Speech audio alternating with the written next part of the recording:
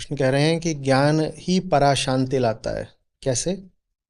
अहंकार माने अशांति। अहंकार माने अपूर्णता। जो अपूर्ण है वो अशांति तो रहेगा ना, इसमें समझाने की भी कोई बात नहीं है। लेकिन जब अशांत होते हैं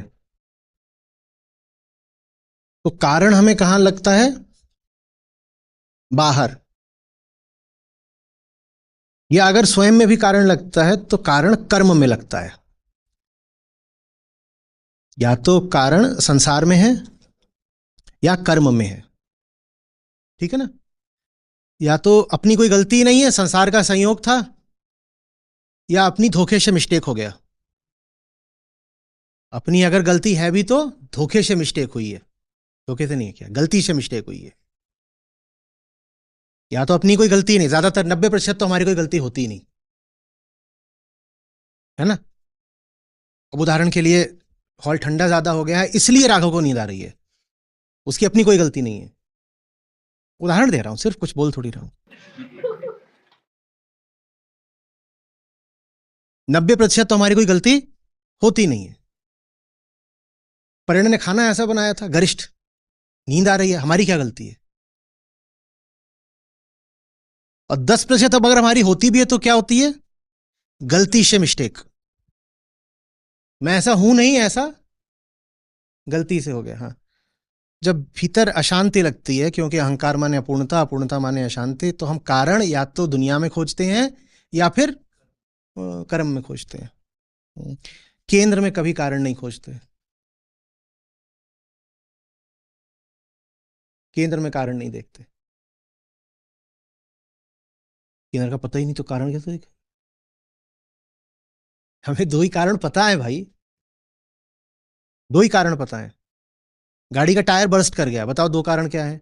या तो गड्ढा बहुत बड़ा था, या धोखे से मैंने पिन पे चढ़ा दिया होगा या कुछ कर दिया होगा, या टायर की कंपनी घटिया है, नकली माल बेच रही है।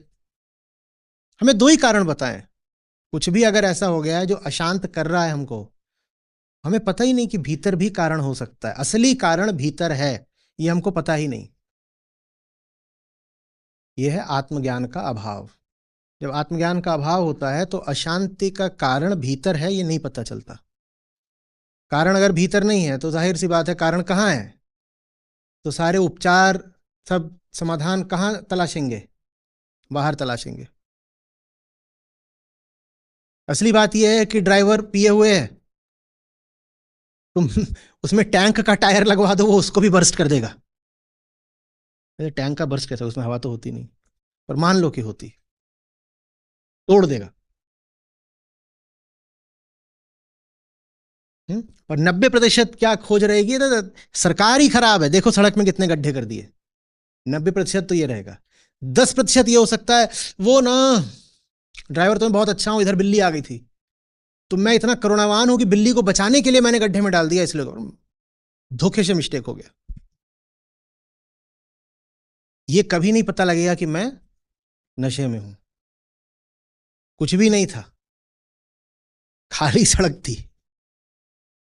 न बिल्ली थी न गड्ढा था, सड़क किनारे के खंभे को ठोका है।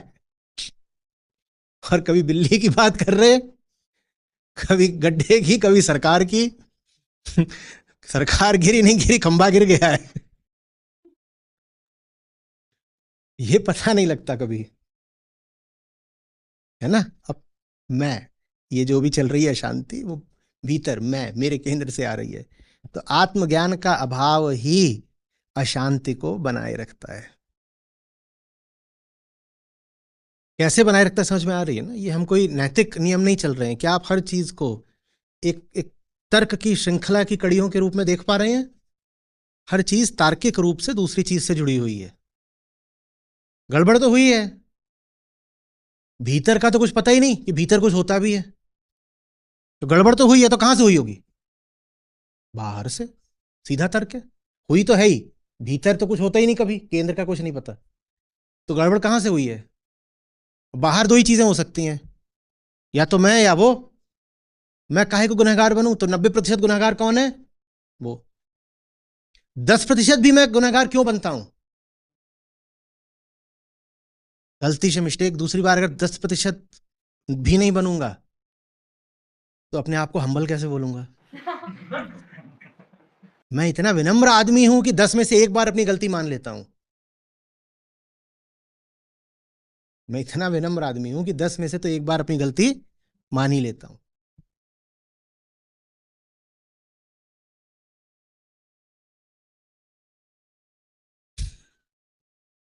अरे वाह। आत्मज्ञान में पता चलता है कि इधर उधर जो भी हो रहा है, शुरुआत यहां से है।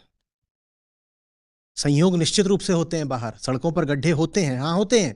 सड़कों पर बिल्लियां कई बार सामने आ जाती हैं, हाँ आती, हम नहीं इनकार कर रहे। लेकिन कोई अनिवार्यता नहीं है कि वो चीज मुझे अशांत कर जाए। बिल्कुल हो सकता है कि सड़क के गड्ढे में टायर पड़ जाए, टायर बर्स्ट भी हो सकता है, लेकिन तो भी जरूरी नहीं है कि मैं अशांत हो जाऊं। बिल्कुल हो सकता है कि बाहर मुझे बहुत तरह की सक्रियता दिखानी पड़े। मैं दौड़ता नजर आ सकता हूं, भागता नजर आ सकता हूं, मैं चिल्लाता भी नजर आ सकता हूं, मैं कुपित भी नजर आ सकता हूं।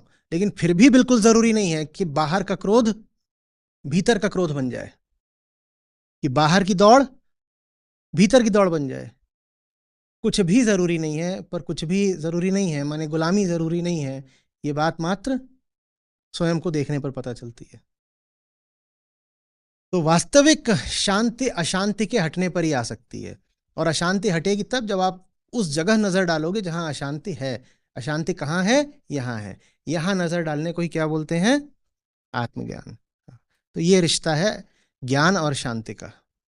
इसको नहीं समझा तो आप अगर ये श्लोक दोहराते भी रहेंगे तो कोई लाभ नहीं होगा। और बड़े सरल से शब्द, इनको दोहराना अच्छा लगता है। ज्ञानम लब्ध्वा पराम शांतिम, ज्ञान से प्राप्ति होती है परम शांति की। बड़ा अच्छा लगता है। आप इसको एक उक्ति की तरह इस्तेमाल कर सकते हैं, पोस्टर बना दीजिए, कोटेशन बना दीजिए कि श्री कृष्ण ने कहा है कि परम शांति तो ज्ञान से ही मिलती है।